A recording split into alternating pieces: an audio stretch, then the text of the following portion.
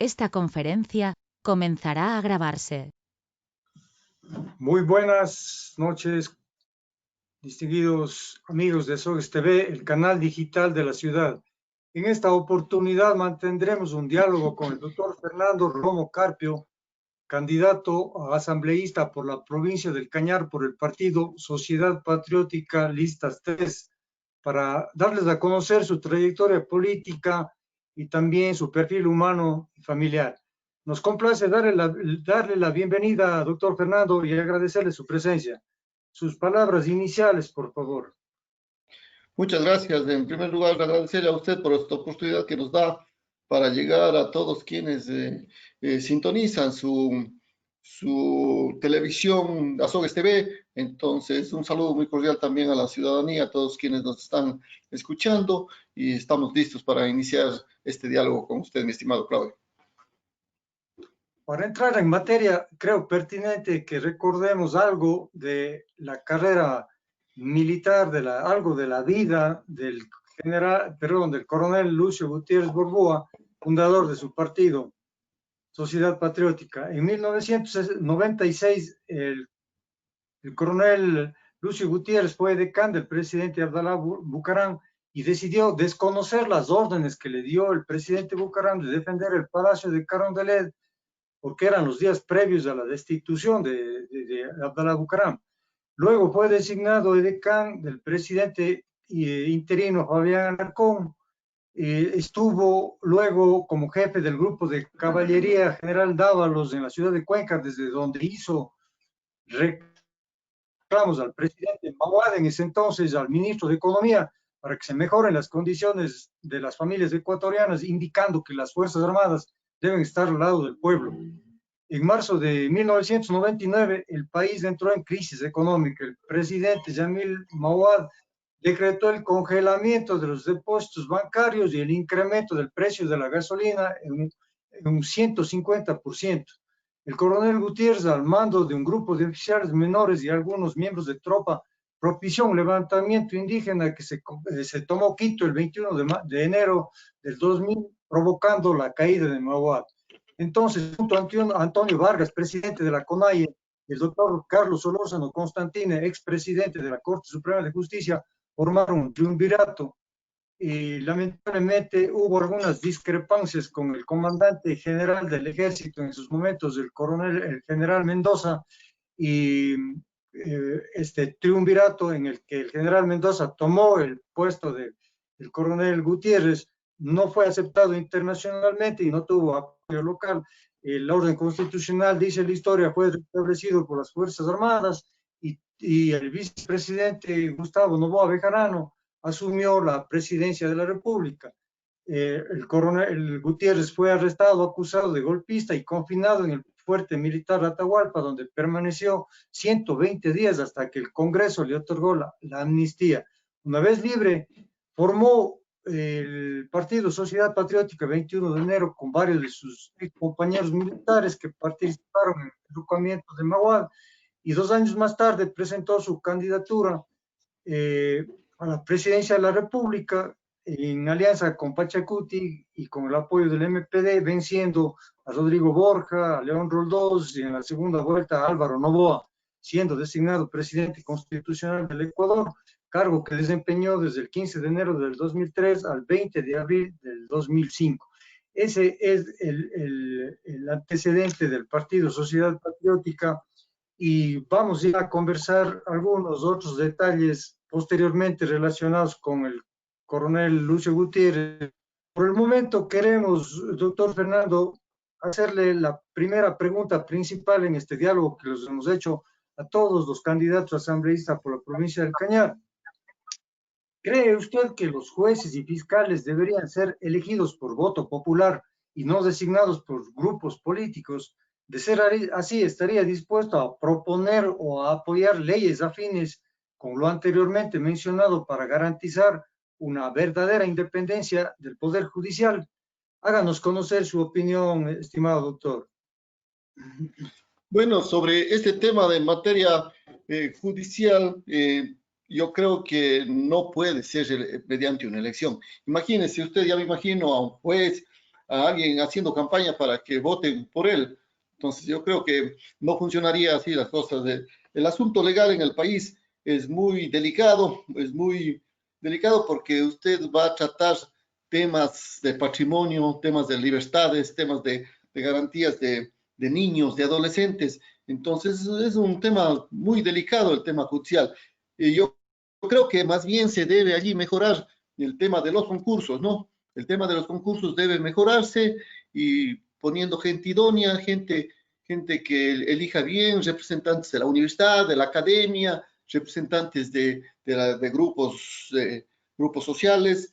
Entonces, mejorar y que sean transparentes los concursos, ¿no es cierto? Y que también se evalúen periódicamente los jueces, todo lo que es función judicial en definitiva, ¿no?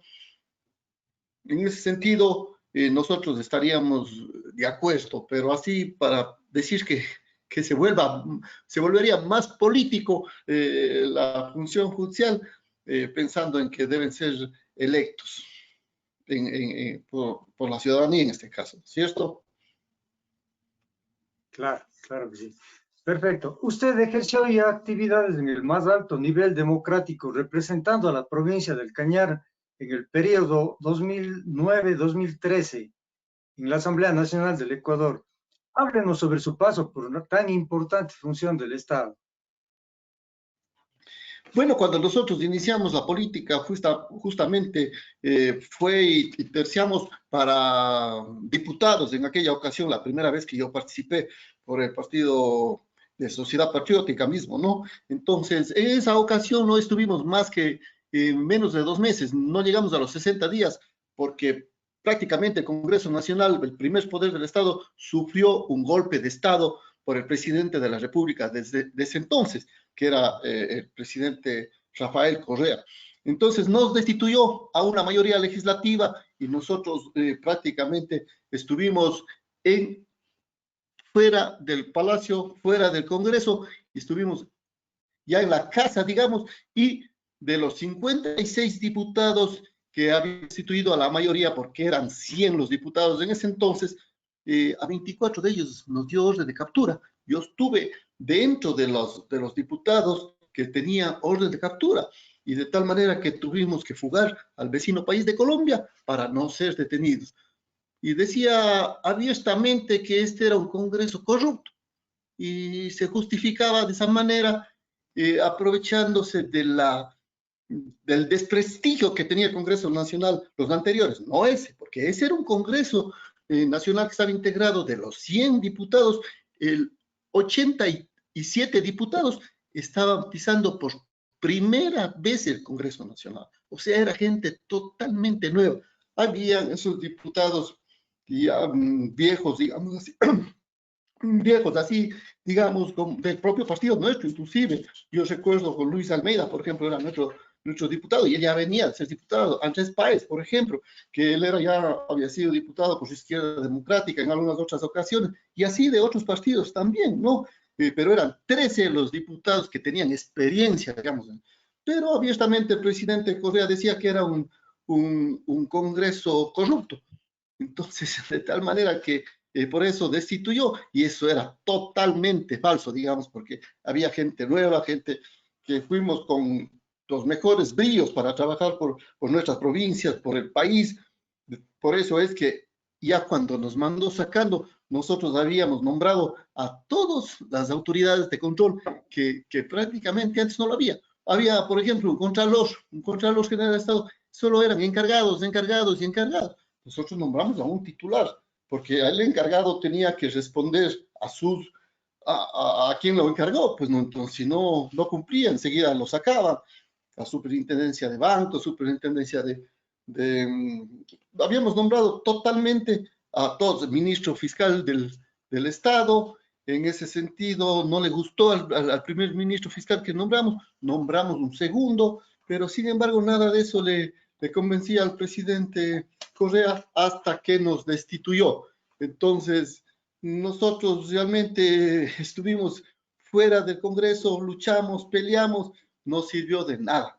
De tal manera que en una segunda oportunidad volvimos hacia, ya no el Congreso Nacional, ya habían cambiado el nombre porque se cambió de nombre a todas las instituciones del Estado, como si con eso realmente se arreglarían las cosas, y eso no es. Dejó de llamarse Congreso Nacional para llamarse la Asamblea Nacional. Asistimos a la Asamblea Nacional y, bueno, en ese entonces nosotros trabajamos por la provincia, trabajamos por el país. Por ejemplo, yo recuerdo, presenté un proyecto súper importante para los azogueños, para los cañarejos en general, que es la Universidad Estatal para el Cañar, ¿no es cierto? Nosotros presentamos ese proyecto de ley. Ese proyecto de ley está presentado desde ese año, porque fue el primer proyecto que hice, porque considero que ese es un sueño de todos los cañarenses, de todos los azogueños, tener una universidad estatal acá.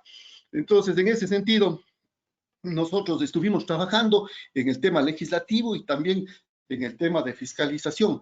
Nos tocó, por ejemplo, enjuiciarle, denunciarle al primo del presidente de la República, que era el director nacional del Banco Central, Pedro Delgado.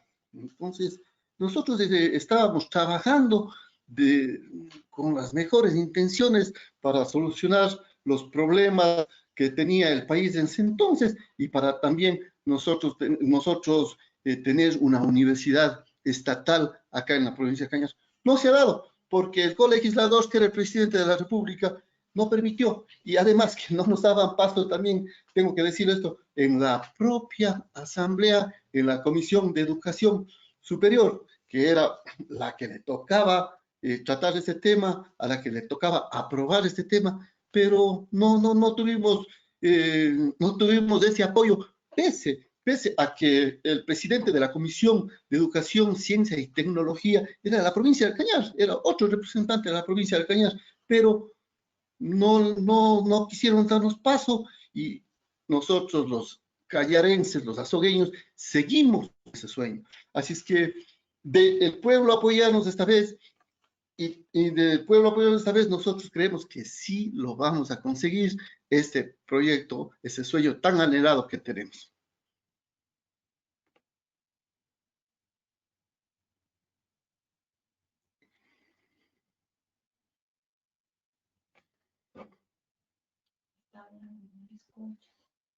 Sus funciones en el Ministerio de Salud en la provincia del Cañar. Háblenos sobre sus principales labores al frente de esta entidad y en las funciones que usted cumple hasta la actualidad. Bueno, yo estoy como comisario provincial de salud, ya me he vuelto un empleado más o menos viejo, digamos, ahí estoy como 16, 17 años en la comisaría de salud, pese a que hoy la comisaría de salud ya no es la misma de antes porque le han recortado muchas competencias. Ahora tienen una competencia específica, digamos así. Antes tenía competencias más amplias en todo lo que es temas de salud. Ahora solamente estamos nosotros controlando lo que es la medicina pagada, prepagada, pública y privada. En ese sentido, se controlan los consultorios de los odontólogos, de los médicos, las clínicas públicas y privadas, hospitales, centros de salud. Y es básicamente ya solamente en el tema de salud. Y las otras competencias que nos quitaron desde hace varios años, porque el Ministerio de Salud creó dos agencias, en la agencia del ARSA y en la agencia del ACES. Yo estoy en el ACES. El ARSA es los que están hechos de las competencias anteriores que teníamos como comisarios de salud. Entonces, estamos con competencias específicas y estamos trabajando en este sentido. Es lo que estamos haciendo hoy desde la Comisaría de Salud, ya sin muchas competencias que nos han eliminado desde la creación del ACES, que fue en el año 2015, pero prácticamente las competencias nos quitan desde 2 años después, donde ya nos prohíben que nosotros conozcamos temas de aguas, nosotros conocíamos temas de las tiendas, temas de las farmacias y restaurantes, burdeles, y ya ahora no tenemos esas competencias, sino son específicas en el tema anterior que les digo, de médicos, de odontólogos, de clínicas, de hospitales. Estamos trabajando en eso. Es importante que la ciudadanía conozca eso porque, mire usted, un asambleísta fui a la asamblea con comisión de servicios y regresé después de terminar mi periodo a hacer el mismo trabajo que tenía antes. Por ejemplo, le cuento que eso es importante. Por ejemplo, en Italia hay un partido político que se llama Cinco Estrellas. Ese partido político da la oportunidad a sus miembros allá en Italia a que participen hasta 2 veces, que lleguen, por decir, a la asamblea 2 veces. Y mientras están trabajando en eso, inclusive tienen que colaborar con el partido político que les auspició. Y una vez que ya hayan cumplido 2 periodos, tienen que regresar a hacer el mismo trabajo que hacían antes. Y eso yo considero que es súper importante. A mí me ha tocado hacer eso. Yo le veo bien. Hemos regresado a trabajar haciendo lo mismo que hacíamos antes de que fuimos a la asamblea. Y es decir, que digo que es importante porque generalmente aquí en el país las personas que llegan a la asamblea ya no quieren saber nada de lo que hacían antes. Ya han llegado a la asamblea, han visto su oportunidad de su vida, se han enriquecido y ¿qué van a querer regresar a hacer antes? A ser profesores o a ser, en este caso, como yo tengo como comisario. Entonces, nosotros en cambio estamos demostrando que estamos al servicio de la ciudadanía desde todos los espacios en donde nos pongan, digamos, si estamos en la comisaría, estamos sirviendo desde la comisaría. Si vamos a la asamblea, desde ahí, con mayor razón, estamos sirviendo a la ciudadanía, que es algo que me parece muy importante porque hay que tener, yo digo, para ser político, la vocación de servicio, porque hay que tener esa vocación, porque si no la gente piensa ir a servirse más bien de la política o del cargo al que lleguen, ¿no es cierto? Entonces hay que tener las cosas bien claras en ese sentido. Me parece muy bien. ¿Cómo ha sido su actividad política en los últimos tiempos y cómo llegó a concretarse su candidatura por el Partido Sociedad Patriótica Listas 3 para esta última etapa, digamos, en estos momentos? Bueno, le comento que yo he estado retirado de la actividad política proselitista, digamos, ¿no? De la política uno nunca se puede retirar porque el hombre es, como dice, un político un político de siempre. El rato que estamos conversando, tocamos temas políticos. El rato que estamos viendo las noticias, estamos enterándonos de lo que pasa políticamente en el país. Entonces, pero en mi caso, hemos estado 8 años más o menos fuera de una actividad política, ¿ya? Hoy hemos regresado porque hemos conversado con nuestro líder, con el ingeniero coronel Lucio Gutiérrez, quien me ha invitado a que participe en esta ocasión, porque él considera que debemos nosotros estar participando esta vez porque hay que ser patriotas, dice él. Vemos con dolor lo que está pasando en el país, cómo se desangra el país, tantas situaciones que se han dado de corrupción, situaciones, fíjese usted que nosotros tenemos con un deber cívico, digamos, en este momento, porque ve que la Asamblea Nacional actualmente es una asamblea que le queda debiendo, de largo al país. Asambleístas que se han dedicado al reparto de hospitales, asambleístas que están en corrupción, asambleístas que tienen grillete, asambleístas que están metidos en problemas de diezmos, asambleístas que tienen carnet de discapacidad. Entonces, una asamblea prácticamente que, que, que le ha quedado viendo de largo al país. Entonces, eso hace que nosotros, los que tenemos un poquito de experiencia, vayamos como patriotas, salgamos a esta ley electoral y ojalá tengamos el favor del pueblo, el apoyo del pueblo. Nosotros salimos libremente a las calles a solicitarle el voto a la ciudadanía porque nos hemos portado bien políticamente, que todavía hay en la política hombres honestos, hombres honrados, hombres que pueden salir libremente a pedir el voto, como se dice, con la frente en alto y con manos limpias. Entonces, yo me considero uno de ellos, porque nunca he estado metido en un auto de corrupción, jamás. Y a estas alturas de mi vida, que pienso yo que es la última vez que voy a participar en elecciones, no haría cosa contraria a lo que he hecho toda mi vida, ¿no es cierto? Entonces, también los ejemplos que hemos recibido desde la casa, ¿no? Porque hay muchas cosas que usted no aprende ni en la escuela, ni en el colegio, ni en la universidad. Hay cosas que usted lo aprende en el seno de su familia, en el seno de su hogar, ¿no es cierto? Entonces, esos son los principios, los Sí, valores que son intrínsecos inclusive en el ser humano, pero también nosotros hemos recibido esa escuela en la casa. perfecto, me parece muy bien, una muy buena reflexión. Vamos ahora al campo deportivo. Usted fue un pionero junto con Juan Espinosa, que fue campeón nacional y creo que hasta ahora lo es en algunas épocas, y otros pilotos más en la práctica del deporte del motocross. A mí me consta porque yo iba a verles practicar también y quería imitarles a ustedes. Relátenos algunas anécdotas y recuerdos de esta actividad suya. Bueno, le digo yo, ahí sí que como dicen esos cantantes uruguayos, como dicen los iracundos, ¿no? Fue una época divina, una linda época donde uno, en primer lugar, era jovencito, participaba en este tema de las motos, que era muy bonito, me apasionaba realmente el deporte, eh, el motociclismo, fuimos uno de los pioneros, como bien anota usted, con el amigo Juan Espinosa y otros amigos más de la ciudad. Trajimos por primera vez a inaugurar un campeonato nacional acá en la ciudad de Azogues. Y bueno, ya después se hizo costumbre, ya habían fechas del campeonato nacional ya casi todos los años acá, pero fuimos nosotros quienes dimos los primeros pasos, el primer aporte a ese lindo deporte que eran los caballitos de acero, pues no, el motocross.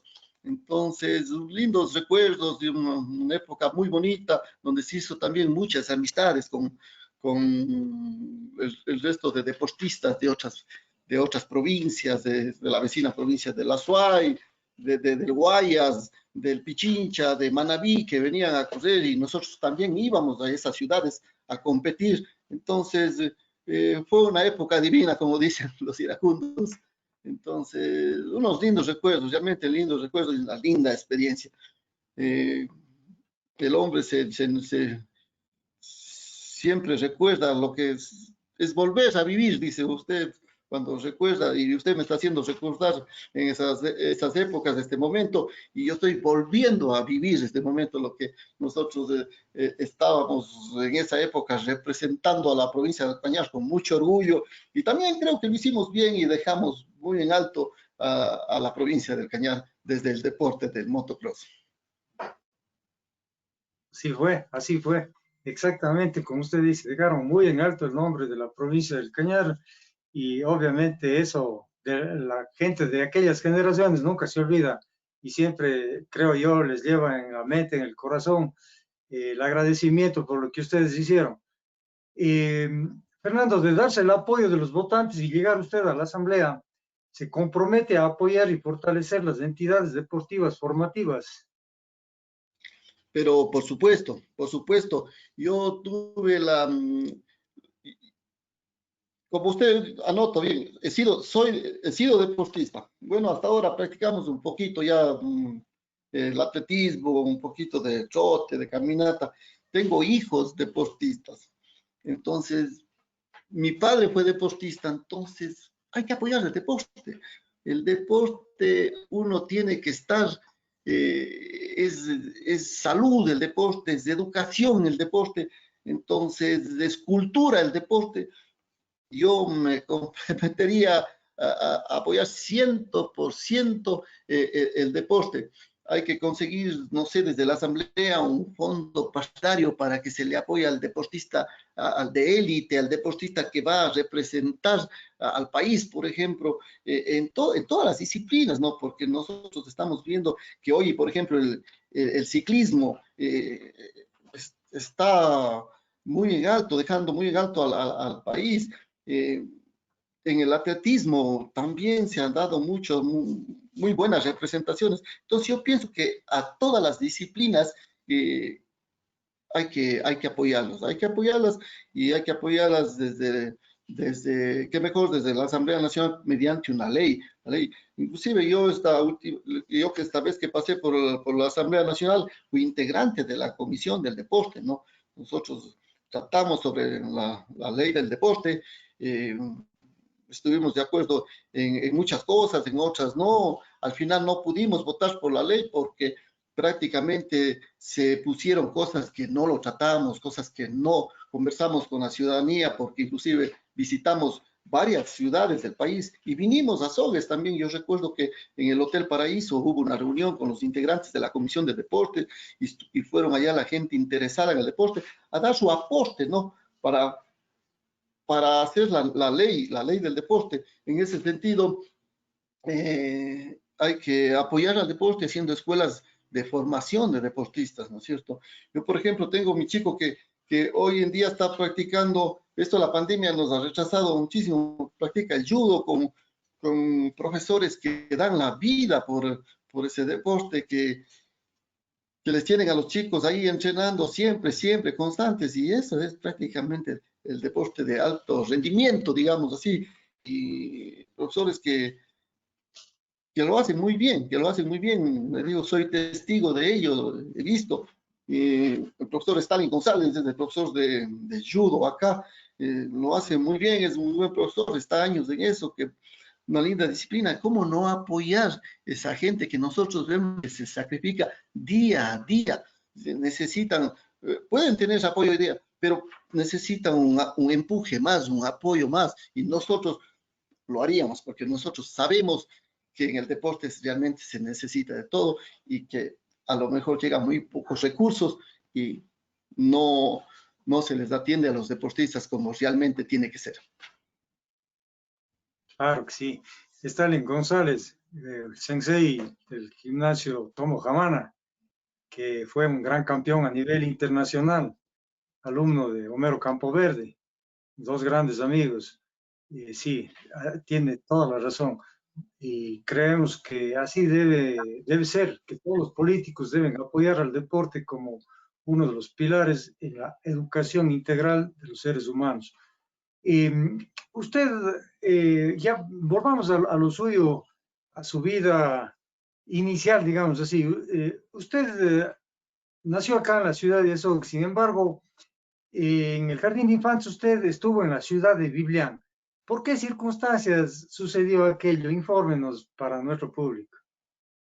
Sí, sí, efectivamente, yo estuve en el jardín de infantes Tomás Acot, la ciudad de Biblián. Bueno, mi madre, oriunda de la ciudad de Biblián, nacida en Biblián, pues nosotros frecuentábamos mucho la ciudad de Biblián todo el tiempo, todos los fines de semana estábamos visitando a nuestros abuelos, a nuestros tíos, a la familia, pues no era una familia numerosa, una familia grande, entonces nosotros siempre estábamos visitando en épocas de vacaciones, nos quedábamos a dormir allá en Biblián, en la casa de los abuelos, entonces jugando con los primos que teníamos allá en Biblián, y ya cuando llegó el momento de iniciar los estudios, pues entonces me pusieron en el jardín de infantes Tomás Acoto, y entonces ahí pasé yo, di los primeros pasos, como se dice, en el tema de estudios, de inicial que es ahora, ¿no?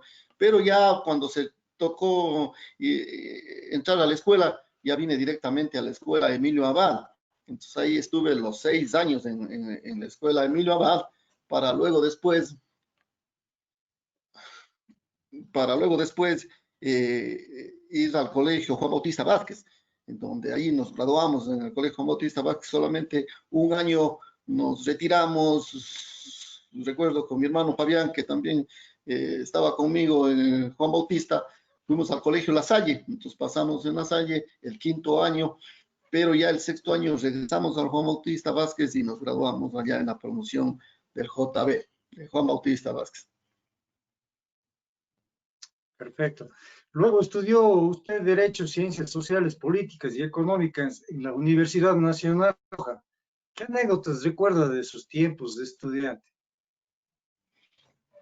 Bueno, nosotros en realidad nos trasladamos hacia la ciudad de Loja, ahí cursamos los 6 años.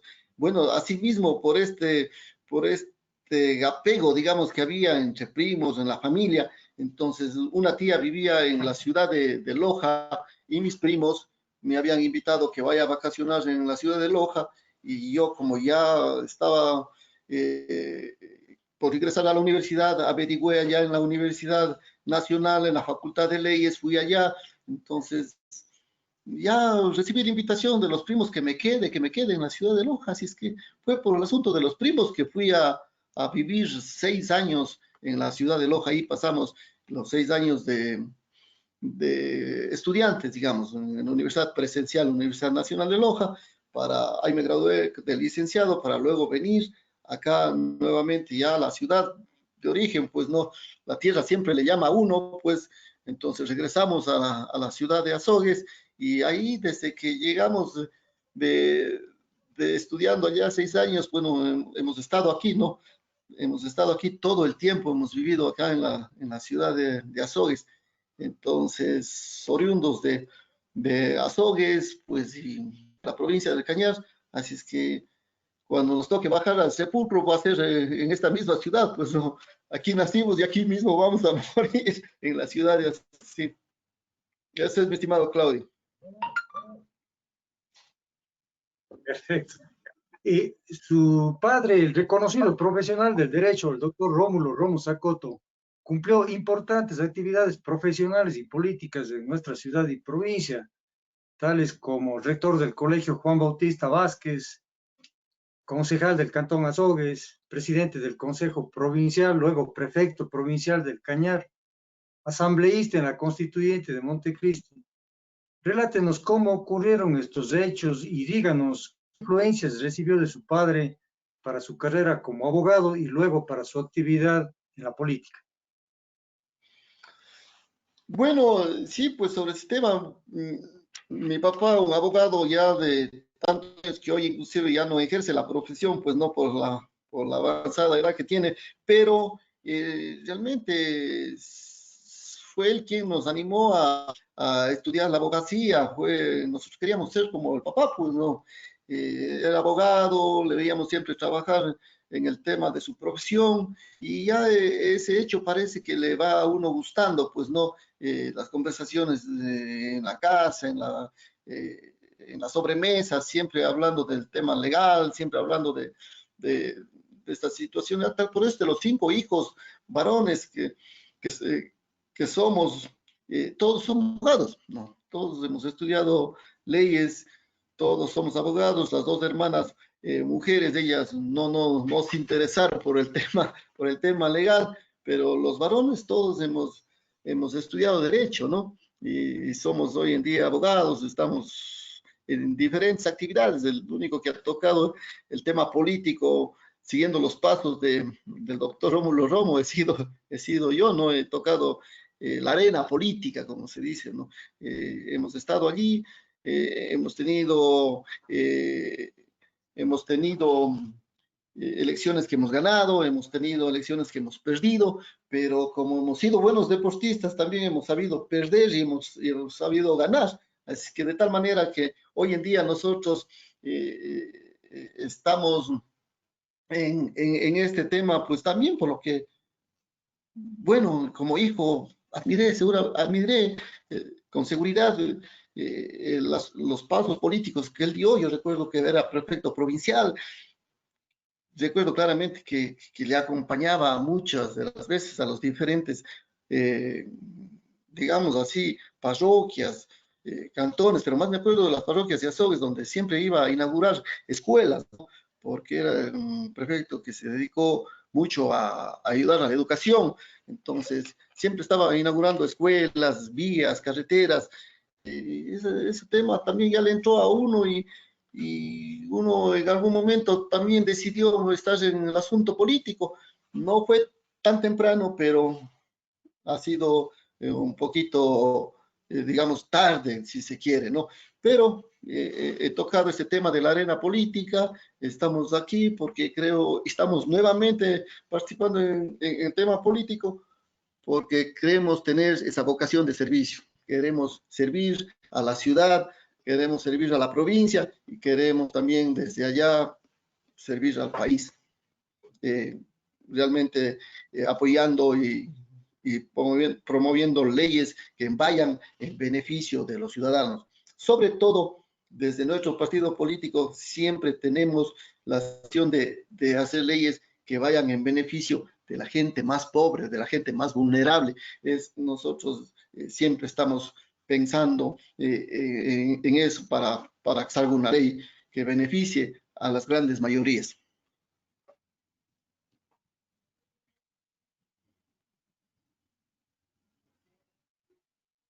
Perfecto. Justo iba a hacerle una pregunta relacionada con esto, que en caso de usted obtener la curul por el voto popular, ¿cuál será el área o las áreas que considera las más importantes para presentar los beneficios de la provincia o del país? Y usted ya nos dice que trabajará por las clases más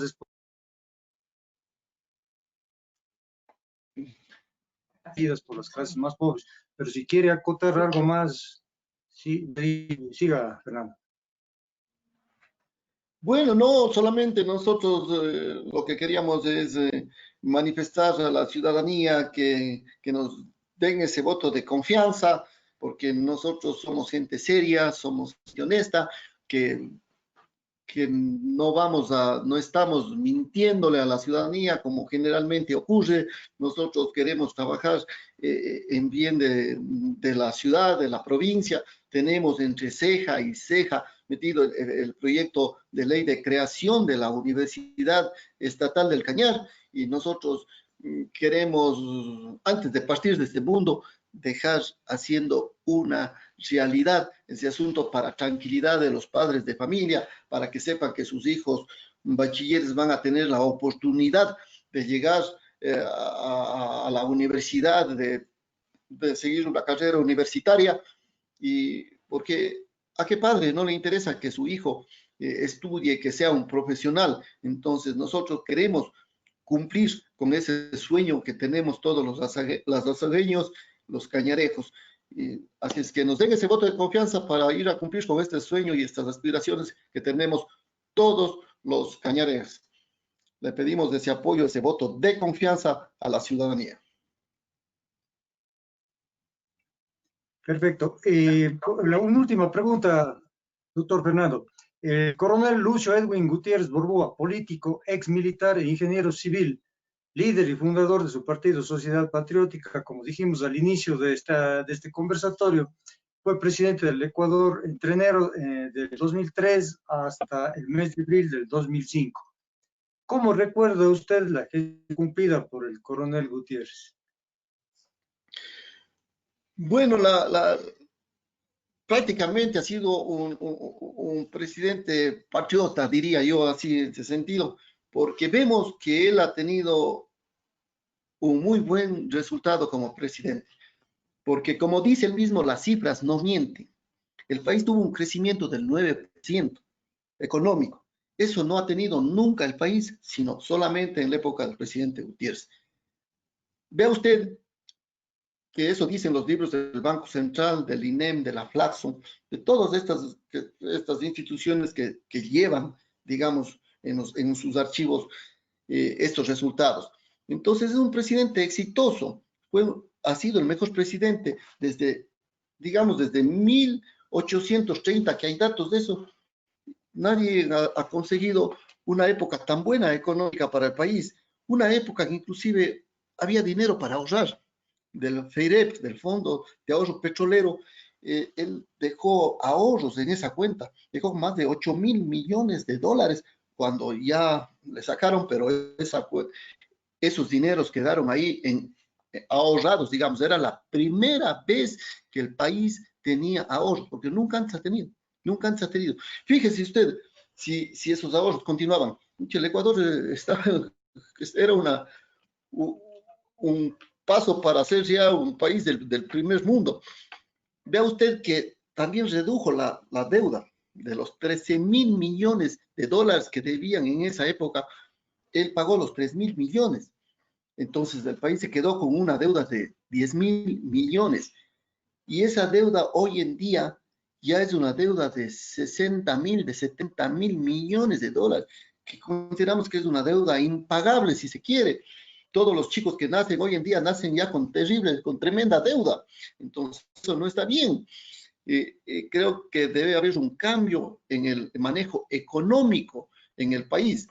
Y para eso, Lucio tiene un muy buen plan de trabajo. Él, por ejemplo, quiere invitar a toda la banca extranjera que vengan acá a dar créditos que dan, los bancos extranjeros dan créditos del 3, del 4% de intereses anual. Nuestra banca ecuatoriana da créditos del 16, del 17, del 18, del 20, hasta del 22% anual. Entonces, así, la gente que usa esos créditos prácticamente se va a la bancarrota o tiene que ser esclavo del banco hasta que pague esa deuda. Entonces, lo que está pensando Lucio me parece muy loable, muy importante para que la gente con dineros frescos pueda sacar su crédito, invertir y respirar, como se dice, y puede también tocar el tema social de cada una de sus familias, mandar a los chicos a estudiar, alimentarse bien, porque hoy en día, como están esos créditos, quiebra la gente quieren emprender, pero con esos intereses no llegan a ningún lado. Entonces, no le asfixian al pueblo, lo que al pueblo hay que darles más bien oxígeno, ¿no? Que respire el pueblo y que el que tiene que ajustarse es más bien el gobierno, que tiene que ajustarse es desde la presidencia. Hay muchas maneras de ajustándose los cinturones, de tener ahorros, ¿no? Entonces, si no, ¿para qué gobierno? El gobierno tiene que ajustarse los cinturones y llamarse gobierno. Entonces, al pueblo tiene que darle facilidades, al pueblo no tiene que cobrarle muchos impuestos, por eso él propone bajar inclusive el impuesto del IVA, que se considera que es el impuesto más injusto, porque igual paga la persona más pobre, como igual paga el empresario, el banquero, pagan lo mismo, ¿no? Entonces, por eso tiene un proyecto de bajar el IVA por el momento de 12 a 10. Entonces, me parece muy loable también para que el pueblo respire, para que tenga oxígeno y pueda hacer sus actividades cotidianas, más aún con esta situación en la que estamos viviendo hoy en día, que es terrible, entonces es cuando más necesita la gente emprender y necesitan oxígeno para salir adelante, porque las cosas hoy en día están muy difíciles. Esta situación nos ha puesto a pensar terriblemente terriblemente en la economía, es un daño en la salud social. Entonces, estamos nosotros fregados y consideramos que el país está prácticamente en la quiebra y que este momento no podemos darnos el lujo de estar haciendo pruebas que presidente, por quién votamos para presidente. Lucio es un hombre que hizo un buen gobierno, Lucio es un hombre honesto, Lucio es un hombre honrado. Yo digo, no hay en dónde perderse, hay que apoyar ese tipo de gente que esté en la política y apoyarle, ¿no? Porque consideramos que es un hombre honesto, un hombre honrado y que sobre todo ya tiene experiencia. Tiene la experiencia, sabe lo que tiene que hacer y con él no habrían ni pruebas, ni vamos a ver cómo nos sale esta situación. Ya hay la experiencia y él sabe lo que tiene que ir a hacer allá. Perfecto. Muchísimas gracias, doctor Fernando Romo Carpio, por habernos brindado su valioso tiempo para este conversatorio. Nos despedimos también de nuestros amigos de SOGIS TV. Sus palabras finales, Fernando. Muchas gracias a usted por darnos esta oportunidad, a su canal de SOGIS TV y a todos quienes nos están viendo. Decirles también que aparte de saludarles y de desearles felicidades, ya estamos acabando noviembre, ya viene diciembre, donde prácticamente con la situación que estamos viviendo está un poco difícil, temas de Navidades y eso, que nos cuidemos, que usemos la mascarilla, que respetemos los distanciamientos, que usemos el lavado de manos, un poco de alcohol. Hay que cuidarnos todos para que así el país también esté bien. Pongamos nuestro granito de arena, cuidándonos, respetando las medidas de bioseguridad y salgamos adelante y demos ese voto de confianza a los hombres de la lista 3, hombres y mujeres. Muy bien, nuevamente, muchísimas gracias. Será hasta una próxima oportunidad. Que pase bien. Gracias, igual. Muchas gracias.